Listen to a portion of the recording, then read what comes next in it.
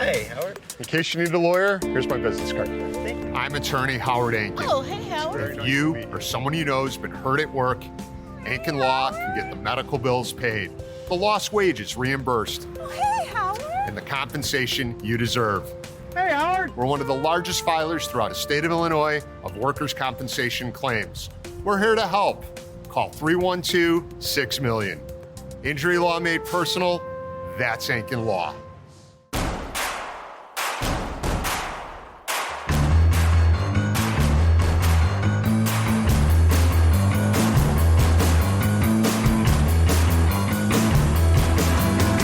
From your favorite source for Chicago White Sox talk, delivering news, interviews, analysis, and more. This is the Sox Machine podcast with your hosts, Jim Margulis, James Fegan, and Josh Nelson. Thanks, Rob, and welcome to the Sox Machine podcast. I'm your host, Josh Nelson, and it's Wednesday night, September 17, 2025, as we record this new episode. Man, I was on the optimism train, hoping, wishing that things were turning around for the White Sox, and suddenly the April version has returned. A 6-game losing streak has almost derailed any dreams of this White Sox team avoiding 100 losses. In this episode, Chris Getz speaks to the media, and we have audio from that press conference. We'll recap what happened against Baltimore as Martin Perez left the game with an injury. Is his career at risk? We'll also preview this upcoming weekend series as the San Diego Padres roll into town and update the MLB postseason races. On Wednesday, September 17th, Chicago White Sox general manager Chris Getz held his season-ending press conference before his team concluded their series against the Baltimore Orioles. Here's Getz's opening statement as his front office team now enters their review phase. It's an opportunity to kind of do a season review, zooming out and looking at the year as a whole. Oftentimes I get asked how you're going to measure success, knowing that wins and losses might be a difficult measure. And you look across this team, the contributions that we've gotten from so many young players, the Kyle Teals and the Caros, and what Colson Montgomery has done, and Chase Mydroth in his first season in the big leagues. Vargas taking a step forward, Lenyn Sosa having the year that he did. Shane Smith becoming an all-star, as a Rule 5 pick, and Mike Vassell being excellent in the bullpen role, as another Rule 5 pick that we were able to acquire. So, to have this young group transition to the big leagues the way that they have, looking back, if you would have told me that they were going to come up here and do what they've done and shown the fight that they have, I would have been pretty happy. With that being said, we acknowledge that there's plenty of work that needs to be done. We know that we're in a review phase right now, looking at different areas of the organization, whether it be departments, coaching staff, players, what have you. But once we, exit kind of the review phase and enter in the off season, we want to continue the momentum that we've created here. We're excited about the future. Just anyone that seemingly has tracked and followed the White Sox, there's been a lot of brighter moments than years past, and people can see and feel the build here, and that was really the goal coming in. And we're going to find ways to improve this. Most importantly, we need to have these young players or players in this organization have an excellent offseason. Absolutely, dominate when it comes to their offseason programming and providing the support that's needed, in that continual development. So, we're organizing that. We're going to carry it out in the offseason because these players, this group is vital, for the future success of this organization. And so, we've got a little bit more time to season's end. We want to finish as strongly as we can, continue to have conversations with Will and the staff, and we've got coordinators and directors in town having discussions, and then make some decisions at the end of the season, and continue to build the momentum in the offseason and bring us towards 2026. After a better second half of the season, Getz was asked what parts of the White Sox need to be addressed this offseason. Position player-wise, looking at wins above replacement, there are opportunities at third and first base, and then the outfield, especially if Mike Tauchman doesn't return. Then there's the pitching staff, which endured many injuries that forced new faces to take on the innings workload. That's the first position group Getz addressed. We've got a young pitching staff. We've got pitchers that have done well, taken steps forward, some that have plateaued a little bit. I think that's an area that you always want to deepen and strengthen. You look at the bullpen. We've had, parts of the year that our bullpen has done really well. There's been some times where it's kind of let us down. You look at some of the one-run losses. Okay, how do we turn those into wins? It's deeper than just having a better bullpen, because we know it comes down to scoring runs and preventing runs. But to strengthen that bullpen and deepen the bullpen, knowing that to navigate a 162-game season, it takes more than, a 13-man pitching staff and an 8-man bullpen. I mean, it's continuing to build depth and finding ways to strengthen it. You look at defensive play across the diamond. There are areas that you feel good about, but also I think we need to tighten our defense and getting a little bit more detailed. Just to go out there and take away, some hits that we know can prevent some runs. Offensively, the second half has been much brighter than it has in the first half or prior to that. Some of that is just the maturing of some of our young hitters and hitters in this league. And, there's some of these guys haven't played as deep into the year that they have ever in their careers. So, that's one thing that needs to be addressed in the sense that, when you're assessing everything, we got to know that some of these guys just haven't, played as many games that they have. The minor league schedule with Monday off days and being able, having a 17 game stretch with no off days, and having the durability to not only show up every day, but to perform at a high level. Those are areas that need to be focused on. So, like I said, there's plenty of areas that need to be improved on. We got to understand the strengths of the player. There's going to be opportunities to add to this group. If appropriate, we'll go ahead and try to attack that. Of course, the biggest question is how much or how little the White Sox will spend this offseason. Shocker, but Getz is not committing to a direction either way at this moment. An understanding of what the free agent market is, obviously what other clubs are trying to accomplish in regards to, working out a trade to help out each club. So time will tell. You need to kind of get a sense of, how quickly the market's going to move. I think more than anything, you look at the free agent market, you look at the pitching and the hitting, and what we feel like could be a fit here. It's a little too early to predict how everything's going to play out, but I think all areas of the team can be improved. But the most important thing is continuing the improvement and development of our young players. One of the bright spots for the White Sox in 2025 have been the catchers, Kyle Teel and Edgar Caro. Getz admits he's open-minded to trying either players at different positions. Being that the catching position, it may be the most important position on the field. We going back to really being strong up the middle and establishing a middle infield like we have with Colson Montgomery and Mydroth, and I bring up Bergoya and Antonacci that are, in the wings and pushing forward.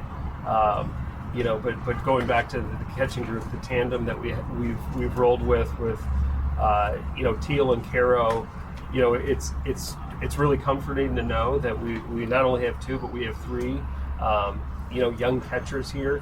How it's going to play out, it's yet to be seen. It's vital to build that catching depth, not only to protect your own organization, but we know how valuable it is in our industry. So, is there an opportunity to repurpose some of these players to help in other areas? Sure, we're open-minded to it. But more than anything, I feel really good about where we are in the catching front. That hasn't been the case in the past. So, we're going to use that to our benefit moving forward. As for Luis Robert Jr., who missed the end of this season due to a hamstring injury, Getz says it doesn't matter. The White Sox center fielder is coming back in 2026. it doesn't really change anything. We knew that when he hurt his hamstring, that we knew that was a possibility, that there might be an injury that hits him or someone else. But Louis is obviously proven that he can be an impactful player, and it doesn't need to just be in the box. So, he's still in a White Sox uniform. We anticipate him being in a White Sox uniform next year, and it just continue to strengthen our group up the middle. One of the areas of player development that didn't work out is Noah Schultz and Hagen Smith. Schultz is out for the Arizona Fall League action with the knee injury, as he only pitched 73 innings in 2025, splitting time between Charlotte and Birmingham. He had 76 strikeouts, but a very high walk rate with 45. That's 5.5 walks per 9 innings for Schultz. Smith proved to be very difficult to make contact against, as he only allowed 42 hits in his 75 innings with Birmingham, but he walked 56 batters, which is a 6.7 walks per 9 innings rate. Getz talked about their 2025 seasons and what his initial expectation was for both going into 2026. Truthfully, I was hoping that these guys would be, ready to contribute right out of the gate next year. That might not be the case based on how their seasons played out, but it doesn't change our assessment and the ceiling of the player. You look at the engine that these guys have, and all it really takes is putting together 5-6 outings, and all of a sudden you look up and they're making a good run. There's plenty of examples of that. So Hagen's going to be in the Arizona Fall League, continuing his season. Noah, the knee injury has been nagging, and to get that rested and rehabilitated is going to be important for his power and his command and his continual development. And I think we're going to look up and see those guys helping our major league club fairly soon. Then there's Will Venable. In his first year managing, it seems unlikely at this juncture the White Sox will avoid 100 losses. But Getz gives Venable high praise on how he navigated the waters this season. Yeah, Will's been excellent, and I talk about his steadiness and his consistency of message and his ability to connect.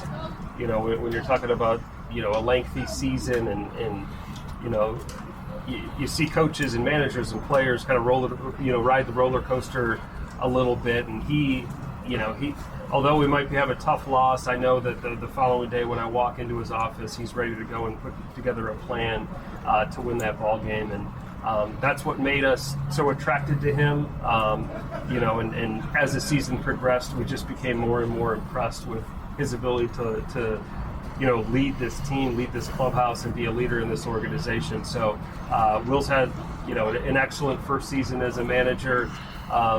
Sometimes you need to remind yourself that this is still his first year managing, and that's just a testament to his ability to adjust, to read the room, and continue to be the person that Will Venable is. And that's a guy that shows up clear-minded and creates optimism within our clubhouse. It's September. We are familiar how Getz states a particular position for the organization and then changes his mind at the GM meetings.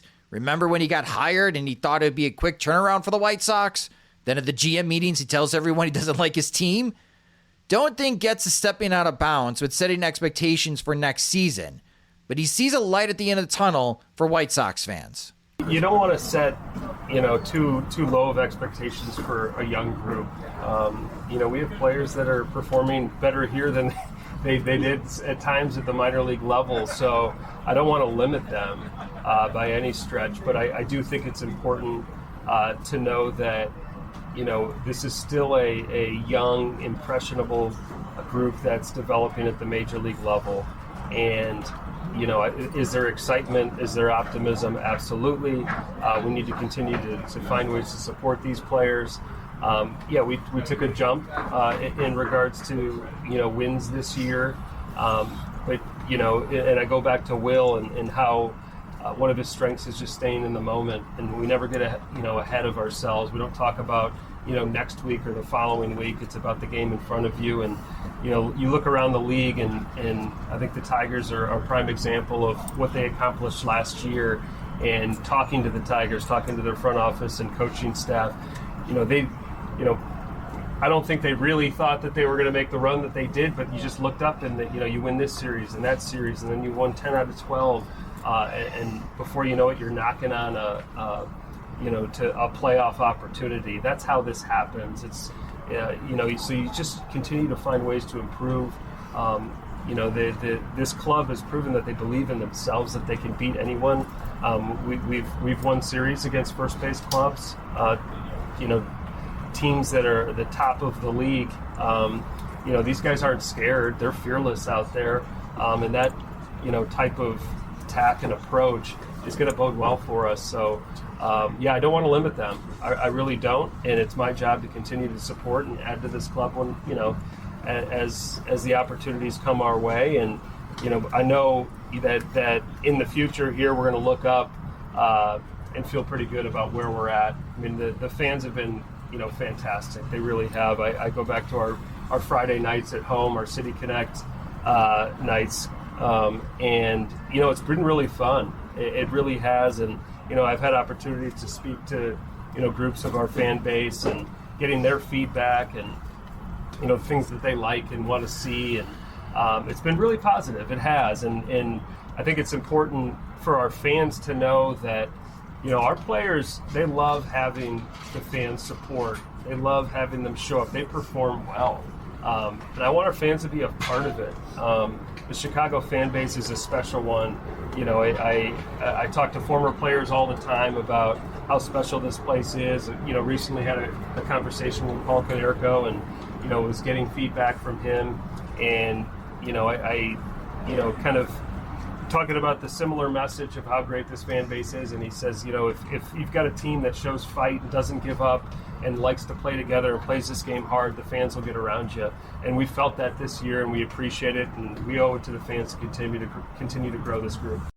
Continuing the conversation from Chris Getz's presser and recap what the hell happened against Baltimore this week is Sox Machine's beer reporter James Fegan and managing editor Jim Margulis. And hello, gentlemen. Jim, as I mentioned in the intro, and this is the second time that I've sighed on this podcast already, I was on the train of optimism for this White Sox team, and then all of a sudden, the April version has returned. The April version crossed the tracks, ignored the gates, and now the train has slowed or has stopped because there's been a tragedy in front, and they have to wait to clear the tracks. Yeah, it's almost like when taken in the context of Chris Getz giving his end-of-year address and not doing anything to cause any premature excitement, that he turned the sliders up on the difficulty just to be like, this team's not that good. They're playing right now in easy mode.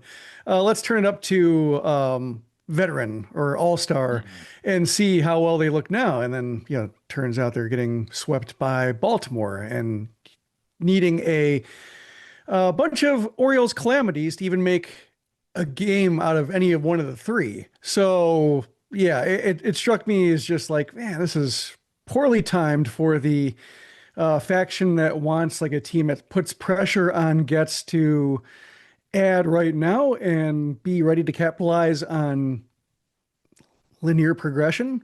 So as much as we hear that it's not, sometimes it is. And sometimes you want to be prepared for that. So the way they're kind of fading to the finish, I don't know if it's fatigue. I don't know if it's books being better on these hitters and being able to better combat the changes they made at the All-Star break. But it is very unexciting baseball. The blessing is that most people are not paying attention to baseball anyway this time of year. They're not going to games. It's school year.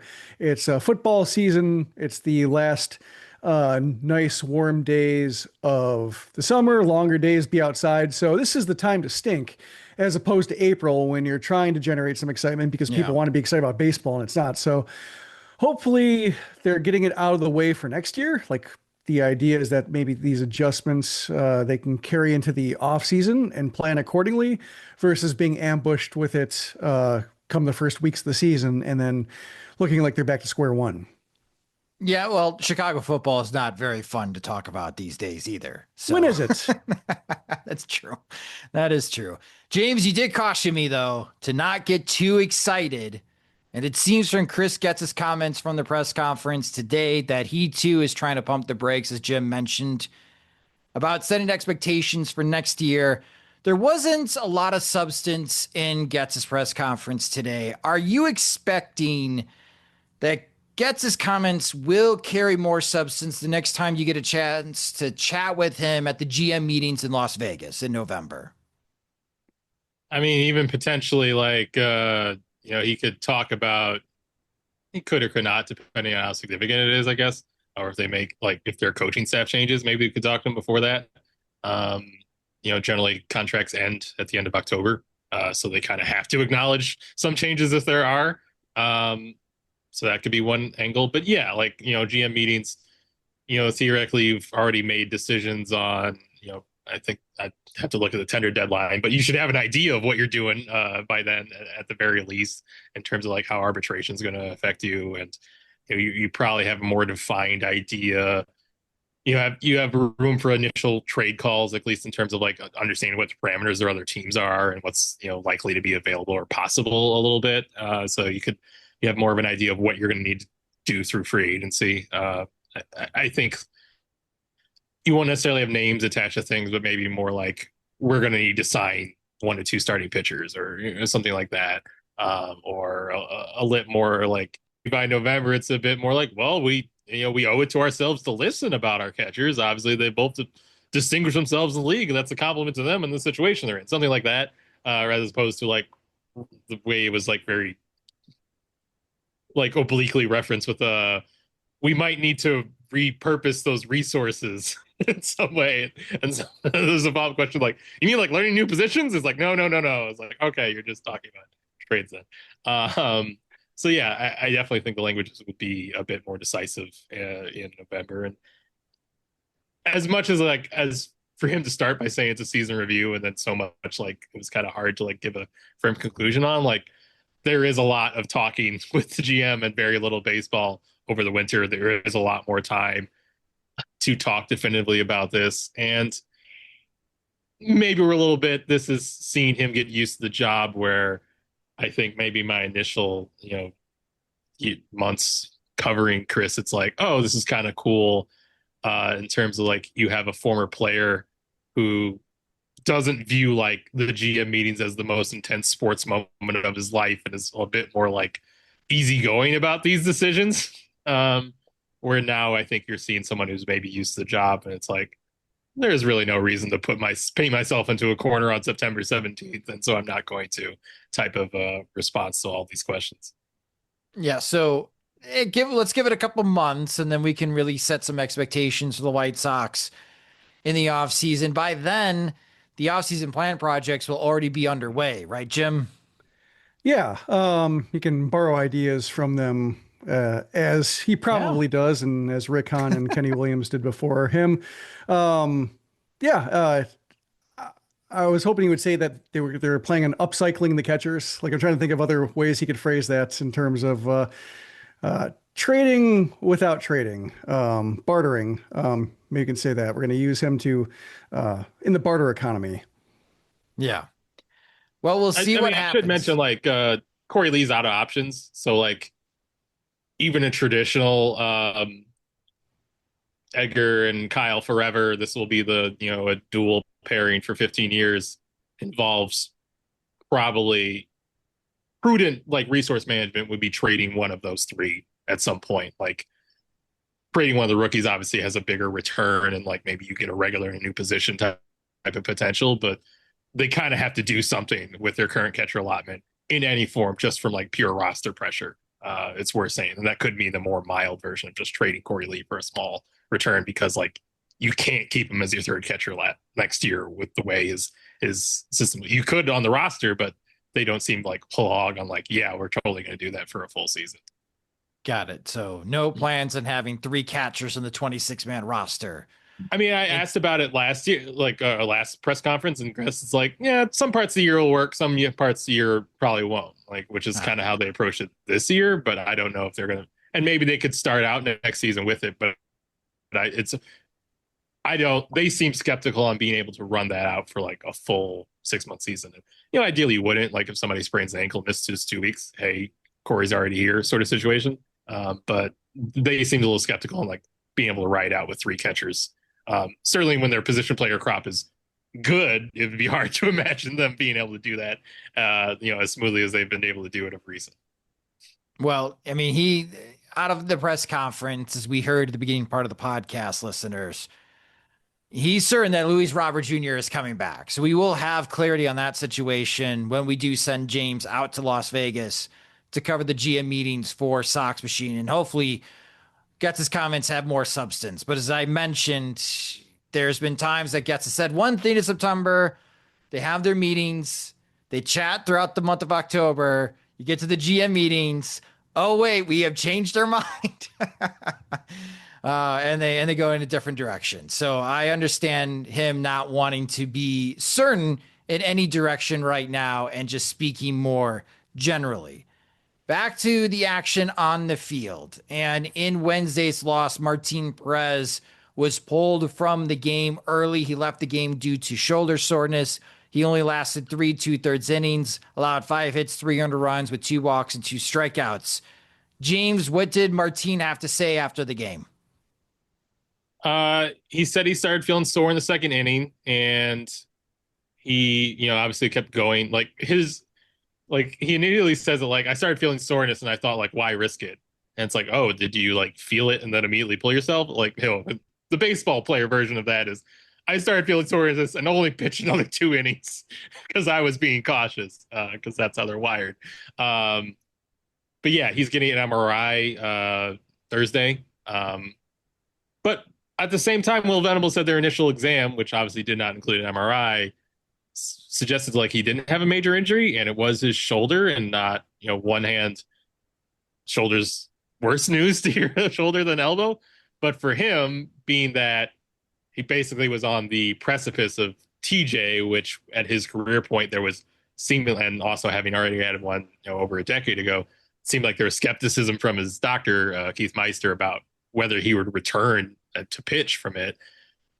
And so for him to rehab that and come back, your initial fear is like, oh, did he blow it out? And now it's done with. For it to be shoulder soreness, like obviously it's not good, but it's not the, there's shoe dropping we're kind of fearing with him. And, Martin even said like, I think I can pitch another 3-4 years if I'm able to rehab from it. And that was obviously him kind of talking in terms of my season's probably over, but here's where I'm looking out from that point. Cause like, even if like, hey, your shoulder sore, you're going to skip a start, that's the end of a season at this point of the year. So he's been kind of campaigning for like, I want to come back, and where he's at and what his status is in the market. I kind of feel that's him saying like, I would like to pitch in the majors next year. Cause I think he's at a point where that's a question every season, but he feels like he was effective and he obviously is hopeful that he can be healthy. So I think he's trying to say like, this is a minor thing. We nipped in the bud. Please, White Sox or anyone else who has access to this video, Martin Perez wants to pitch Major League Baseball next season. And look, I've been generally effective. But it seems like it's not as bad as the, what you could imagine when you see somebody who, generally is known for taking the ball, kind of take himself out of the game as decisively as he did at that moment. James, how does this affect the mutual option? It's a good question, James. Would you believe that you were not the first person? Oh, well, you're the first person to do it tongue in cheek, but you're not the first person to ask me a mutual option and trigger a annoyed response about how it's an accounting move to put part of the salary to the next year's balance sheet, and you do some version of putting the hands up and backing away response. Yeah, great to see Vinny Duber in the press box this weekend and deliver that to him. Yeah, I think it weighs a lot on the mutual option, Jim. That's a great point. Thank you. Well, it sounds like Martin Perez's career is not done. That was my concern when he got pulled and the shoulder soreness. And I was just curious what he had to say after the game. But he doesn't want his Major League career to be done. I think no matter what, I think he can probably go pitch for Ozzy during the winter if he wants at any point in time over the next 15 to 20 years. But he's pushing to be back in the big leagues, and I think he would take a guaranteed deal if it was on the table. just his general vibe seems to be open to network would be, he'd have that on his LinkedIn profile right now. Got it. It will be, again, another question in November for Chris Getz when they don't pick up his mutual option. What? But do they swing around and give him a guaranteed deal for, I don't know, $2.5–3 million to see if he can eat up innings? Be interesting. I think if you're and the way like Getz even talked about adding starters is like protecting our young starters, which is very much of saying making sure we don't have to overuse them. We want someone who takes the ball. I think Martine's more on that, level of he's been effective the last time he's pitching, but there's a health red flag there on how many innings he's going to give you. List both for the Sox because they just went through this experience and just when what generally has gone through this year. Like, I think it's more. I think he's more in that window of like, hey, we should add someone who could provide us extra innings, but maybe not leveraging them on.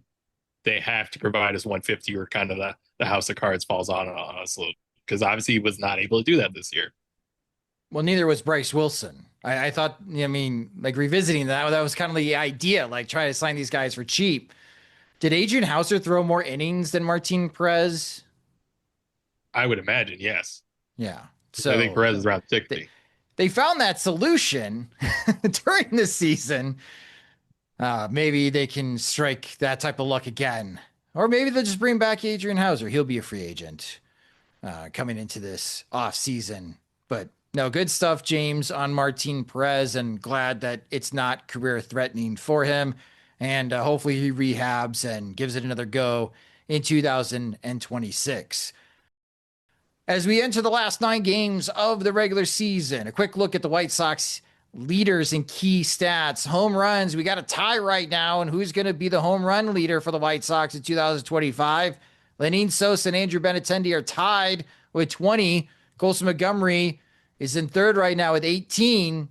The way he's swinging, he's trying desperately to get to 20. Not making a lot of contact, but he's trying to hit 20 home runs this season. On the RBI front, Lenyn Sosa's got 70. That might surprise you. Andrew Benintendi's got 62, and Luis Robert and Miguel Vargas are in third, tied with 53. And here is a key one that I'm paying attention to. Now, we don't give a lot of credence to pitcher wins these days in the Sox Machine podcast, but something that caught my attention. Davis Martin and Shane Smith are tied with 6 wins. Adrian Houser also had 6 wins for the Chicago White Sox. And looking back in the years, last year, Eric Fedde led the White Sox with 7 wins before getting traded to St. Louis. The year before, in 2023, Mike Clevenger led the White Sox with 9 wins. The last time a White Sox pitcher had more than double-digit wins was Dylan Cease back in 2022 with 14 wins. Jim Margulis, I pose the question to you. Is anyone on the White Sox going to get to 7 wins on the pitching staff? I'm going to say yes, but then I look at the Baseball Reference wins above replacement leaders, and Houser is still in the lead there. And everybody who's like making a climb at him is like stalling out. Colson being chief among them. Teal is slowing down a little bit, although Teal doesn't get the framing credit on Baseball Reference, their counting of WAR. So it's a case where maybe not the fairest thing for a catcher, but yeah, Houser is still in the lead. Mike Vassal's behind him. And then, Montgomery might not get there with the way he's playing. So if you have like Houser being this kind of force field, that nobody can be better than him, like he was so important to the direction and construction of the 2025 White Sox that nobody is allowed to surpass him or outshine him, then maybe, they stall out 6. But I do think that I'm going to say Smith will get there. Okay. Just because, you can set aside his dud from last time out and say, okay, that was a one-off. Otherwise, he's been pitching pretty well. So let's say Smith gets to 7 before the end of the year. All right. Well, when we did our season predictions, James and I, when we did our predictions for the bullpen, I said that the team leader will be 6 saves. Congrats to Jordan Leisure. I totally missed this. He did pass 6 saves. He leads the team with 7. So He's been good. I don't know if anyone's going to get to double-digit saves for the White Sox, but yeah. Did you have Penn Murphy? Was that going to be your save? I had the Murph dog. That did not last long. Remember that name, because the Sporkle end of year quiz, name all the White Sox, is going to be coming up. So make sure you remember Penn Murphy and you don't miss that one out. But it's over 60 players right now.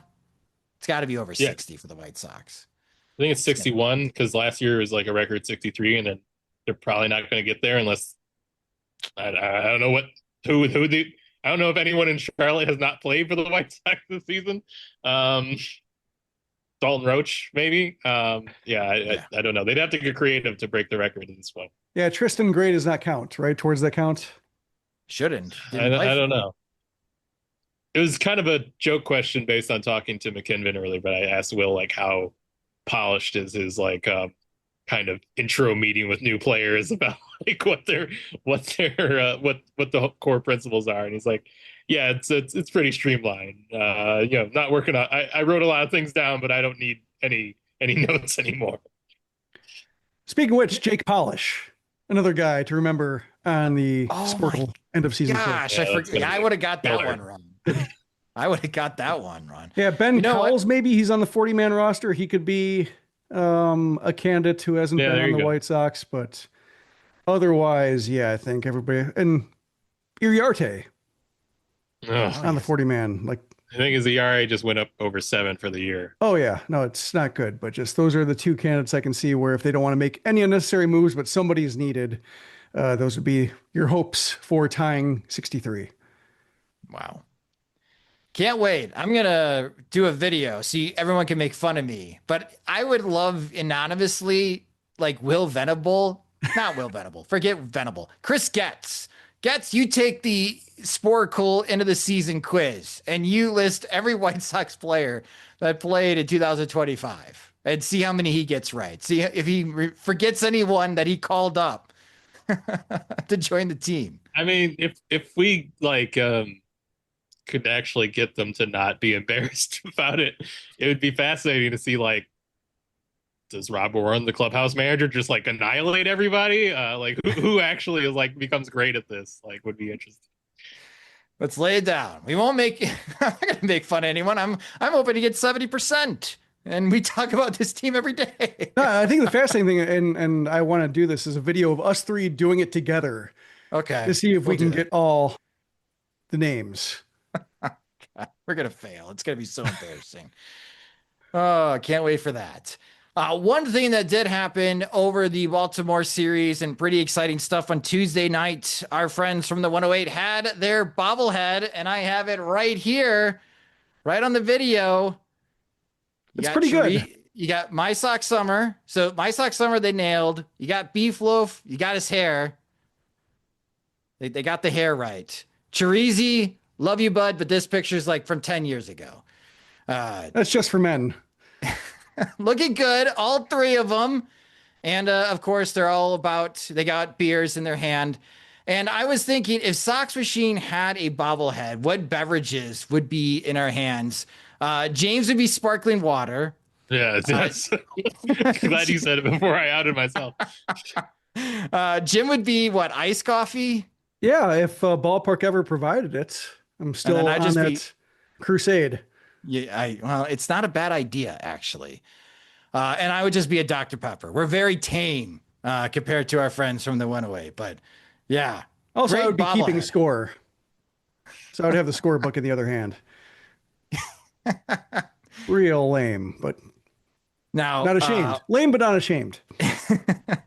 One idea that I have, because the White Sox are always looking for marketing ideas. And I did enjoy this one. His name's Sydney. He's a great White Sox fan. See him often in Section 108. He suggested that next year, because Chuck Garfien and Ozzie Guillen visited Section 108 to be part of the broadcast, and because they couldn't do the pre or post game from this section itself. It's a little hard to do live TV from the seats. But they were able to incorporate them into the broadcast. But the idea is to do a live broadcast in Lot B during a tailgate, which would be really cool. my idea, since I know my friends very well, these guys are suckers when it comes to the 50-50 raffle. They cannot say no. If you are a 50-50 raffle volunteer and you walk by Beef Loaf, that man can't help himself. So the White Sox, I have an idea, because they have it in certain denominations. Have a $108 option next year. 108 gets you 750 raffle tickets. I promise you, every time one of those raffle people go through section 108, you're going to get at least one to buy $108 worth of raffle tickets, because they only need to win once during the season to make up their money. That's how they'll explain it. So that's my free marketing idea to the White Sox marketing team to keep the hashtag 108 going into 2026. But congrats, guys. It's a great bobblehead. And then for the White Sox to continue into their final home series of the 2025 season, as the San Diego Padres come into town. And the Padres are wrapping up their series against the New York Mets, in which they did win on Wednesday, 7-4. So they improved to 83-69 on the season. They are 6-4 in their last 10. Away from Petco Park, they are 36-41 this season. Your pitching probables for this series between the Padres and the White Sox: Friday night, September 19th, 6:40 p.m. Central Time. Jose Abreu is returning to the South Side. He'll be throwing out the first pitch. It's Dylan Cease, old friend Dylan Cease, returning to face the White Sox against the Dart Davis Martin. Saturday night, 6:10 p.m. Central Time, it's Yu Darvish against Yuandris Gomez. And on Sunday at 1:10 p.m. Central Time, it's to be determined for the San Diego Padres. Sean Burke is the probable starter for the White Sox. We'll see if they decide to do another opener again for Sean Burke, but the Padres are not as lefty heavy as other teams. So maybe it just be Sean Burke starting that Gavin game. Sheets, the Gavin Sheets menace. Oh, that'd be kind of interesting. Multiple old friends in this series against the White Sox. But Jim, the Padres are really good. The White Sox longest losing streak this season is 8 games. They're already at a 6-game losing streak. Will they break their losing streak this weekend, or will they have the longest losing streak of the season? I will say they break it. Interested in the Dylan Cease start just because he's been really frustrating for Padres fans, baseball fans. Like I haven't seen like one live reaction to him in any form enjoying the way he's pitching this year. You hear a lot about, a lot of the unfavorable comparisons to Blake Snell in terms of just how unwatchable he is, or just how many pitches he throws and how tedious it all is. Striking out a lot of guys, but very much in his like initial form with the White Sox of just a lot of a lot of strikeouts, a lot of walks, few too many homers for the innings he's pitching. And so like there is a, overpowering pitcher in there, but oftentimes you don't see it, or it's just too watered down by all the extra pitches he throws. He only goes 5 or 6. So if he holds that form, I could see the White Sox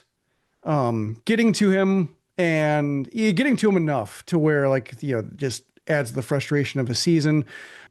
He's going to have really fascinating free agency, by the way, just in terms of how to value him, how Scott Boras will market him. Maybe he just goes for like the pillow contract, kind of like Lucas Giolito signed, of just some kind of convoluted, vesting options or what have you, or, triggers, out clauses, etc. But that's maybe the one way I could see it going. I think Yu Darvish, on the other hand, the array of pitches he throws and how few fastballs he has to throw, that I could just see that one going very poorly. Well, with Jose Abreu coming back this weekend, James, is there any hint of what is possibly going on with Abreu? Because last weekend, Anthony Rizzo officially retired from Major League Baseball, and the Cubs immediately honored him, signed him to a one-day contract, and he's retired with the Chicago Cubs. Any possibility that might be going down this weekend with Jose Abreu and the White Sox? The only indicator I got was more just like downplaying of like, oh, he's just here to, return to the park and, do some publicity and, throw out a first pitch and hang out. So if they're doing that, they're playing close to the vest, not suggesting, hey, everyone go over here because there's going to be a big media story. They're being pretty low key about it. Other Reinsdorf owned teams have made this kind of a multi-year affair rather than a one and done. So maybe he could announce that he's doing it next year, and then they're retiring the number the year after that, and a statue after that, and that would be the build up from the Rosa rollout. But no, I haven't heard necessarily any kind of big hints that something that grand is in the offing. Okay, it's kind of the first we're hearing from Abreu since he left town. I don't know if he is ready to say that he's retire or anything like that. We'll see what he says. We'll see what euphemisms he uses to indicate recognition, but not quite Christmas on all of our names. Excited to see him. Yeah, he always wanted to sing the national anthem. Yes, this is something that gets brought up in the press box of like, hey, how come he never did that a lot? But yeah, I haven't seen him answer like a full interview question in English. So the national anthem would be a step up. Even he's conversational, he can make small talk, but maybe this is the time to finally do it. That would be something. I'd be curious if he'd be doing this if the front office hadn't changed, because I know he went out on a sour note that was hard to determine exactly how sour, because a lot of people have different interpretations of the answer he gave in Spanish in terms of whether he got an offer, whether he didn't get an offer, whether he got an offer but it was insulting. And it did very much sound like he was both, or I guess he was just disenchanted with the entire White Sox experience, both of their efforts to retain him, but also the amount of either babysitting he had to do or toleration for people who didn't have his work ethic. And when he went to the Astros, he was very much sounding like, oh, here's a roster of players who want to win. That wasn't the case with everybody on the White Sox. And it's very interesting. So I'd be fascinated. I'm glad you don't have to try to map out just how long he would be staying away, because that would mean nothing had changed. But perhaps Getz and Barfield and a whole bunch of new front office people being there makes it easier for him to come back if there were sore feelings at the very end. 3 minutes alone with Chase Mydrop, and he'll be ready to lace the spikes up again. He'll be like, here's some proper killers here now. Let's do it. Well, the White Sox could use some help at first base next year. Just saying. I worked that question in for you against Getz. You did. Thank you. I appreciate that. I want you to revisit that question in November. It was interesting. It was hard to sum up into the larger narrative of the story.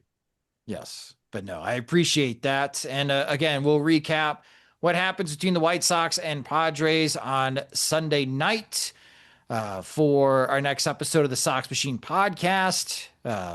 We'll see what time. Maybe it'll be Monday. I'll be at Riot Fest. If anyone's going to Riot Fest this weekend, you can find me. We can go see the Beach Boys together, see John Stamos.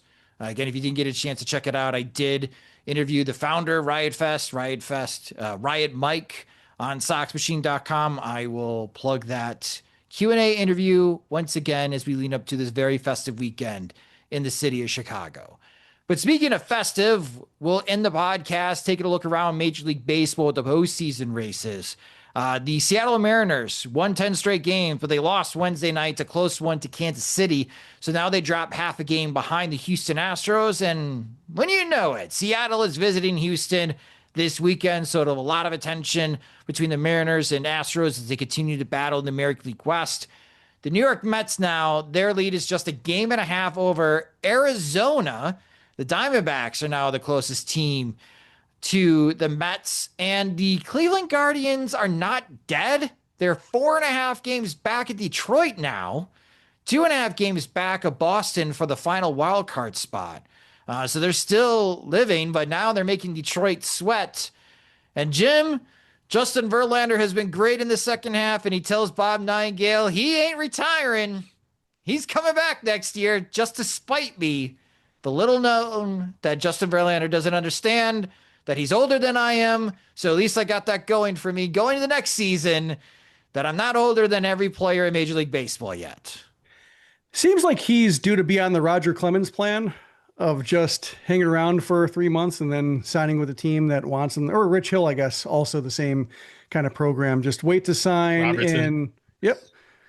Yeah, that could be the life for him. Although if he's still interested in like racking up as many wins as possible, given that like who knows how many pitchers will even accrue 265 wins in a career. It's one way to set himself apart from peers if 300 is out of the question from here on out. So yeah, it's that Giants team is fascinating in terms of just the fact that a 42-year-old Justin Verlander at the end of the season is one of the reasons they actually have a chance of, hanging in the postseason, even though they didn't want to be in it, or even at the deadline, they just didn't really give themselves a chance to. A whole lot of mediocrity being rewarded in that final spot in the National League of just not trying, but having an opportunity anyway. He's at 265 wins. Okay, he needs, 35 more wins to get to 300? He's got 3 more years left in him. Totally doable. Yeah, he's got 3 wins this year. That's nice, but he needs 4. Yeah, he's got 9 wins total the last 2 years. Right. So the pace is slowing. Make it 5. The White Sox need starting pitching help next year. He did throw 141 innings. He could join the long list of random players that played for the Chicago White Sox. Let's do it. Would you like that? Like James, in terms of Verlander's, at least he talks a lot. I'm not sure how much. I think he covers the spectrum in terms of like being real honest and insightful versus kind of being old and cranky and not necessarily being able to buy into what he says. Yeah, it'd be kind of, we'll see. it really depend on like, does he feel like getting into the weeds about his pitching like in year 25 of his major league career? I could see a world where I love it and like feel conflicted with my teenage self that I'm like having a blast talking pitching with Justin Verlander. I could see a world where he's kind of like doing his own routine and you don't see him very often and mostly just talk to him every 5 days and kind of pick up what his vibe is from teammates more than seeing him a lot. It's hard to tell. Like if I hadn't been like covering Benintendi for 3 years and like he's pretty good about honoring requests, I feel like I'd have a lot of trouble finding him right now. He's very scarce in the locker room. Like when you see him, he's like on a schedule. He grabs something in your locker and he's out. Like he's kind of like, and the coaching staff plays him. He's very self-managed. He's very consistent, but he's just like, some of those veteran players, you see them in the clubhouse often. Some of them you see, it feels like they're like a train on a track, like at all times. And you just see them kind of moving through and it's hard to like really get a lot of interface with them. So it kind of depends where he's at and what he'd be like. It kind of varies. Well, we'll see if the White Sox kick the tires on Justin Verlander or if Verlander returns to San Francisco this upcoming offseason. But he's coming back for age 43. And even though I think that's a bit crazy and he's got nothing to prove, he's going to the Hall of Fame.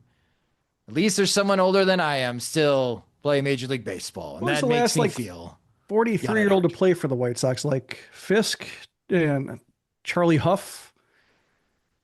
I don't know. Vizquel? I guess Vizquel would be the last one, right? Vizquel comes to mind, yeah. Was he that old when he was with the White Sox? There was some game where they had him playing short and he was like 40, and I was like, how is this happening? He was 44 his last season with the White Sox.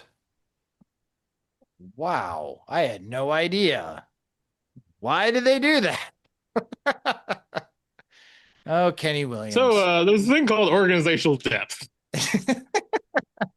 And they had none of it. This White Sox organization. That will do it for this episode of the Sox Machine podcast. Thank you guys so much for listening. If you just discovered the Sox Machine podcast, you can subscribe to the show wherever you listen to podcasts, such as Spotify and Apple Music. You can also listen and watch the show on our YouTube channel at youtube.com/Sox Machine. Follow us on social media. We're on all the platforms at Sox Machine. James will be at the ballpark this weekend. If you could follow him at JR Fegan, you can follow me at Sox Machine _Josh. Sunday is White Sox Fan Appreciation Day, and they're having a podcast row in the Craft Cave. You can visit me. We'll be there. The Sox Machine podcast will have a booth in the Craft Cave, so stop by, say hi. I may invite you to record a segment on our upcoming podcast. So again, visit me on Sunday if you're going to the game in the Craft Cave. And we are also on Instagram. Please follow us there. We're trying to grow our following. We're at Sox Machine. And we're also on Blue Sky at soxmachine.com. If you enjoy our work and want full access to all of our coverage of the Chicago White Sox and Major League Baseball, sign up to become a Sox Machine subscriber at soxmachine.com. Monthly plans start at $5. That gets you the ad-free version of both the podcast and the website. We also have a couple spots open in our Veterans Committee. That gets you direct access to both Jim and James in our group chat. And we also confide to the Veterans Committee as far as our plans for next year. And we're starting to work on that with our off-season plans and look ahead to our 2026 events. So if you want to be more involved in Sox Machine, there's some opportunities to do that. Go to soxmachine.com and inquire within. The Sox Machine podcast is a production of soxmachine.com. You're on for all things Chicago White Sox baseball and part of the Blue Wire Podcast Network. Alongside Jim Margulis and James Fegan, I'm Josh Nelson. Thanks for listening and watching.